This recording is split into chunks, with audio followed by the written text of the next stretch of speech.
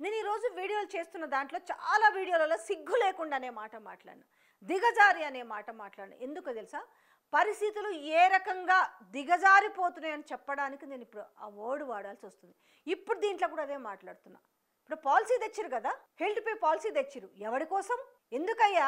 Market అంటే మీకు ఆ సబ్ రిజిస్ట్రార్ పరిధిలో ఉన్న ఒక మార్కెట్ రేట్ ఉంటుంది. ఇప్పుడు సపోజు ఆడ గవర్నమెంట్ మార్కెట్ ధర ₹1,00,000 ఉంటే అది బహిరంగ మార్కెట్లో ఎంత ఉంటుంది? అది మీరే మీ అజంప్షన్కే వదిలేస్తున్నా, మీరే ఊహించుకోండి. నేను చెప్పాల్సిన పని లేదు. ఎందుకంటే చాలా మంది భూములు అమ్ముతారు, గవర్నమెంట్కి ఎంత రేటు కడతారు, బహిరంగ మార్కెట్లో ఎంత ఉంటుంది అనేసి. కానీ వాళ్ళ ఎంత ఘోరమైన పరిస్థితి అంటే, బహిరంగ మార్కెట్లో ₹1,00,000 ఉంటే మీరు 30,000 కట్టండి, ఇంకే ఛార్జెస్ మీకు అవసరం లేదు, మీరు కన్వర్షన్ చేసుకోవచ్చు అంటే మరి మిగతా పైసలు ఎవరి జేబులోకి పోతున్నాయి?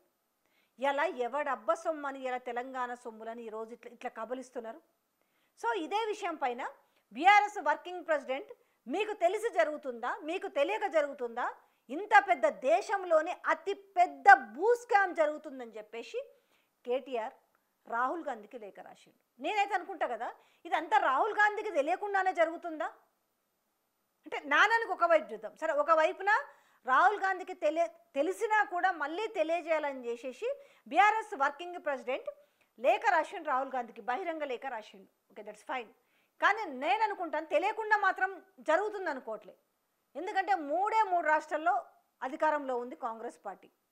కర్ణాటకకు వచ్చేసరికి ఆల్రెడీ అసలు ఉంటుందా ఊడుతుందా అనే పరిస్థితిలో ఉంది. ఉంటుందా, ప్రభుత్వం కూలుతుందా, లేకపోతే మరి ముఖ్యమంత్రిని మారుస్తారా, ఇదే చర్చ జరుగుతుంది.